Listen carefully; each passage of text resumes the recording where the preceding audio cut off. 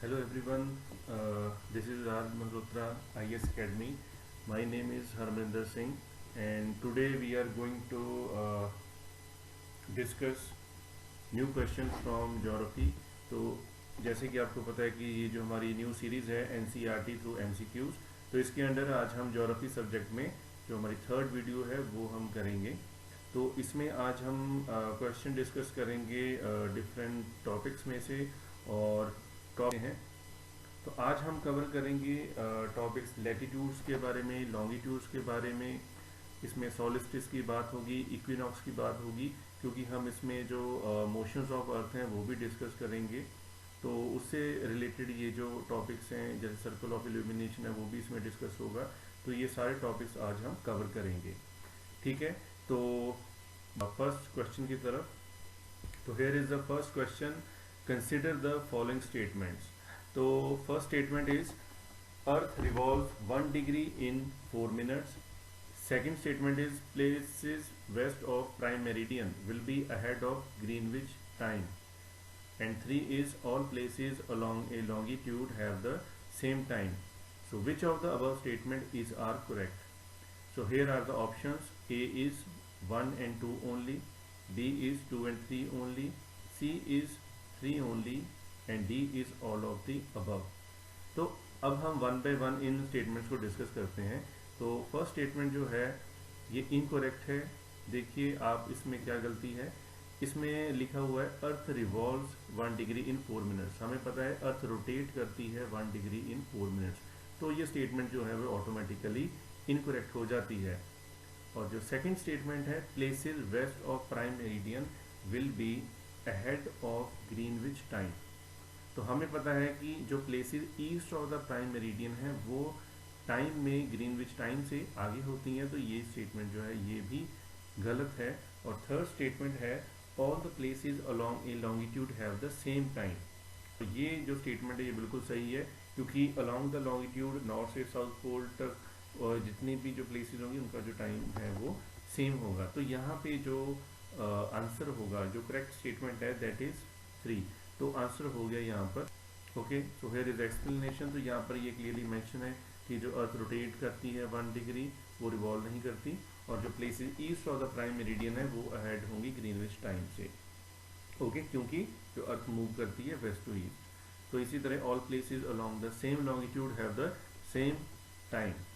तो यहाँ पर जो यहाँ पर साथ में देखिए एक्सप्लेनेशन भी है। तो ये पेज आपका 13 है, chapter second latitudes and longitudes. तो यहाँ पर इस पेज नंबर पे देखिए यहाँ पर प्राइम मेरिडियन के बारे में डिस्क्राइब करा गया है। तो इसी के साथ यहाँ पर मेरिडियन की बात करी गई है, तो वो आपको एक्सप्लेनेशन यहाँ पर ऑन दिस पेज बिल्कुल क्लियरली मिल जाएगी। तो let's move, next question is poles are marked by 90 degree latitude because number 1 statement poles lie perpendicular to the equator. Second statement is distance from the equator to poles is 1/4 of the circle around the earth. And third statement is poles are at extreme ends of the earth. So अगर हम इन statements को clearly देखें तो यहाँ पर जो second statement है that is correct, और उसके accordingly अगर हम options देखें तो which of the above statement is are correct, तो यहाँ पर जो B option है that is 2 ओनली, तो ये इसमें से करेक्ट है। तो देखते हैं कैसे, क्योंकि यहाँ पर जो सेकंड स्टेटमेंट है distance from the equator to poles is 1/4 of the circle around the earth. तो यहाँ पर क्योंकि और कोई वे नहीं है उसको मेजर करने का, तो सिंपली अगर हम देखें कि जो उसकी टोटल सर्कमफ्रेंस है तो सर्कल इज 360 डिग्री, तो जो उसका 1/4 होगा वो ऑटोमेटिकली 90 डिग्री हो जाएगा। तो B is the correct answer. तो यहाँ पर एक्सप्लेनेशन दी गई है। ओके, तो equator is 0 degree latitude, so poles are perpendicular to the equator as poles are extreme point of a longitude. तो यहाँ से हमें क्लियरली पता चल जाएगा कि जो बी है इसका सही आंसर। एक्सप्लेनेशन है वो यहाँ पर पेज नंबर 11, ये है chapter second latitudes and longitudes, class 7 geography का। तो यहाँ पर देखिए क्लियरली मेंशन है, जो आपका सेकंड पैराग्राफ है यहाँ पर दिया हुआ है, since the distance from the equator to either of the poles is 1/4 of a circle around the earth, तो it will measure 1/4 of 360 degrees. Okay, तो गाइस यहाँ से आपको बिल्कुल क्लियरली पता चल जाएगा। क्वेश्चन देखते हैं, question number 3। So question number 3 is temperate zones have moderate temperature because statement 1 is they are farther away from the sun. Second is sun never shines overhead over the temperate zone. 3 is angle of sun rays decrease towards the poles and earth's revolution is faster than its rotation. It is the fourth statement. तो यहाँ पर देखते हैं which of the above statement is are correct. तो हमने इन 4 statements में से correct statement देखनी है। तो अगर हम फर्स्ट स्टेटमेंट की बात करें, they are farther away from the sun, ये तो ऑटोमेटिकली इनकरेक्ट होगी, ये कोई लॉजिकल स्टेटमेंट नहीं लगती। और जो सेकंड स्टेटमेंट है, sun never shines overhead over the temperate zone, अगर हम इस स्टेटमेंट की बात करें तो एब्रप्टली एकदम से वहाँ पर जो टेम्परेचर का डिफरेंस नहीं आता, क्योंकि जब ट्रॉपिकल रीजन ख़त्म होता है, जब ट्रॉपिक ऑफ कैंसर को हम क्रॉस करते हैं तो पहले वार्म टेम्परेट आता है, उसके बाद कोल्ड टेम्परेट रीजन होता है। तो near the tropic of cancer वहाँ पर भी जो टेम्परेचर है वो थोड़ा हाई होता है, तो as compare to the tropics जो है वो कम होता है। लेकिन यहाँ पर मेन जो रीज़न है वो ये होता है कि जो एंगल ऑफ सन रेज है वो डिक्रीज हो जाता है, तो वो स्लांटिंग होती हैं, तो वो ज़्यादा सरफेस एरिया कवर करेंगी। अगर उनका एंगल कम है तो उससे क्या होगा, जो कंपैरेटिवली जो हीट है वो कम प्रोड्यूस होगी, तो वहाँ पर मॉडरेट टेम्परेचर रहता है। तो यहाँ पर जो आपका आंसर है वो ऑप्शन जो है, सॉरी जो स्टेटमेंट है वो आपकी वो 3 होनी चाहिए सही। तो यहाँ पर जो आपका आंसर है वो सी होगा। तो यहाँ पर देखिए, तो इसका जो आंसर है वो सी है। तो ये डायग्राम जो है तो इसमें क्लियरली यहाँ पर शो करा गया है कि जो ट्रॉपिकल रीजन है उसके ऊपर यहाँ पर नॉर्थ टेम्परेट जोन है, नीचे सदर्न हेमिस्फीयर में साउथ टेम्परेट जोन है। तो ये ट्रॉपिक्स के ऊपर है, तो यहाँ पर जो एंगल ऑफ सनराइज है वो डिक्रीज हो जाता है, तो इसलिए वो उतना हीट जो है, उतना जो टेम्परेचर है वो नहीं प्रोड्यूस कर पाती जितना कि वो ट्रॉपिकल रीजन में करती हैं। ये जो पॉइंट है, तो इसकी जो यहाँ पर डिस्क्रिप्शन जो है वो पेज नंबर 18 पर बिल्कुल क्लियरली मेंशन्ड है। यहाँ पर टेम्परेट जोन की बात करी गई है, इसमें आप देख सकते हैं। तो फर्स्ट पैराग्राफ में यहाँ पर भी बिल्कुल फर्स्ट लाइन में देखिए, the midday sun never shines overhead on any latitude beyond the tropic of Cancer and tropic of Capricorn, the angle of the sun rays goes on decreasing towards the pole. तो यहाँ से बिल्कुल वो point clear हो गया है। तो इसका मीनिंग ये है कि जो आपके एनसीईआरटीज में जो फैक्चुअल पॉइंट्स हैं उनके ऊपर बड़े आराम से जो यूपीएससी में क्वेश्चन जो है वो बन जाते हैं, ठीक है। जैसे कि फ्रिजिड जोन हो गया या टॉर्रिड जोन हो गया, ऐसे कुछ भी जो पॉइंट्स हैं उनके ऊपर क्वेश्चन बड़े आराम से। चलिए अब देखते हैं अपना fourth question. Question number 4, consider the following statements. तो in this question there are 2 statements. Number 1, the axis of the earth makes an angle of 23.5 degree with the orbital plane, and second is meridians of longitude divide the day from night on the globe. Which of the above statement is are correct? तो यहाँ पर option दिए गए हैं, तो देखते हैं दोनों स्टेटमेंट्स को ध्यान से। अब जो फर्स्ट स्टेटमेंट है, the axis of the earth makes an angle of 23.5 degree with the orbital plane. अब अगर हम इस स्टेटमेंट को देखें, ये स्टेटमेंट जो है वो इनकरेक्ट है, और उसका रीज़न ये है कि ऑर्बिटल प्लेन जो है, तो उसके ऑर्बिटल प्लेन के साथ जो एक्सिस ऑफ अर्थ है वो 23.5 डिग्री नहीं बनाती। जो ऑर्बिटल प्लेन के लाइन परपेंडिकुलर होगी उसके साथ एक्सिस ऑफ अर्थ जो है वो 23.5 डिग्री एंगल बनाएगी। तो यहाँ पर ये जो स्टेटमेंट है वो गलत है। Second is meridians of longitude divide the day from night on the globe, ये स्टेटमेंट भी इनकरेक्ट है। The reason for that is that the circle that separates the day from night is circle of illumination, it is not the meridians of longitude, it is the circle of illumination. So second statement is also incorrect. तो यहाँ पर अगर हम देखें तो answer होगा neither 1 nor 2, so answer D. तो यहाँ पर इस डायग्राम में क्लियरली आप देख सकते हैं कि जो इक्वेटर है उसके साथ एक्सिस जो है वो 23.5 डिग्री का जो एंगल नहीं बनाती। ओके, तो है ये आपकी एनसीईआरटी पेज नंबर 18 और third chapter motions of earth, उसमें ये मेंशन है, तो आपको यहाँ से बिल्कुल क्लियर हो जाएगा।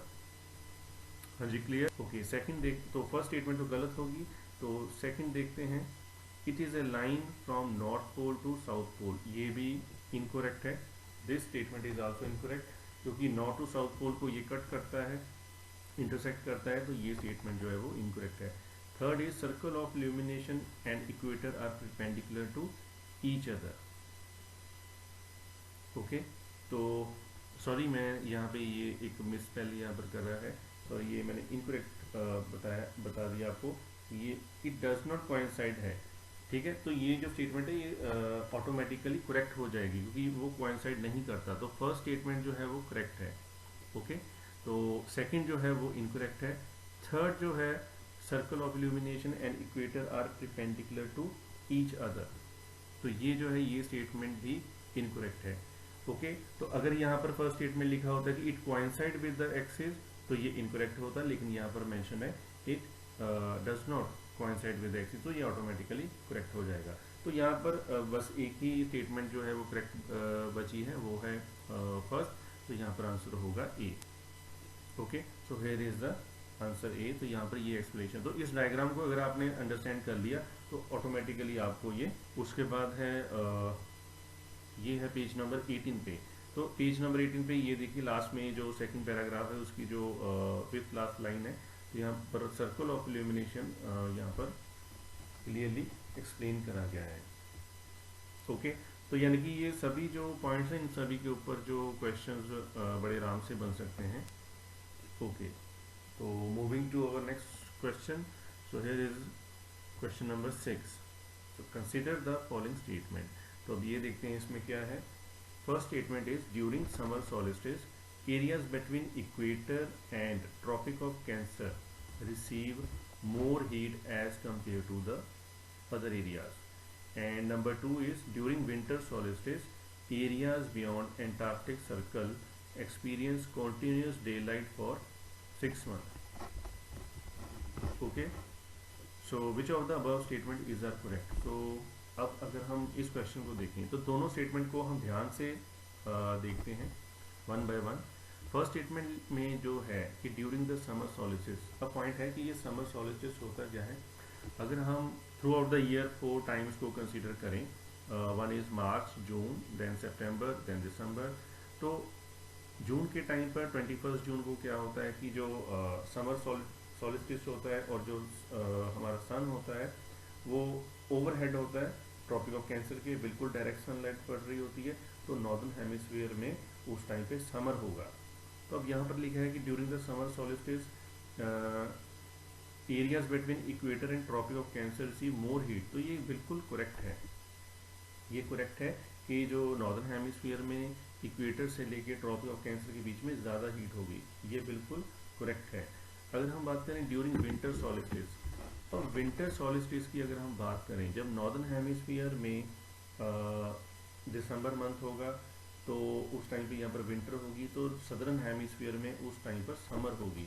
तो जब विंटर सॉलिस्टिस होगा तो सदर्न हेमिस्फीयर में तब समर होगी, और डे लाइट कहाँ पर होगी, एंटार्क्टिक रीजन में। ओके, तो यहाँ पर जो स्टेटमेंट है दैट इज एब्सोल्युटली करेक्ट। तो यहाँ पर लिखा है during winter solstice areas beyond Antarctic circle experience continuous day light for 6 month, तो ये भी करेक्ट है।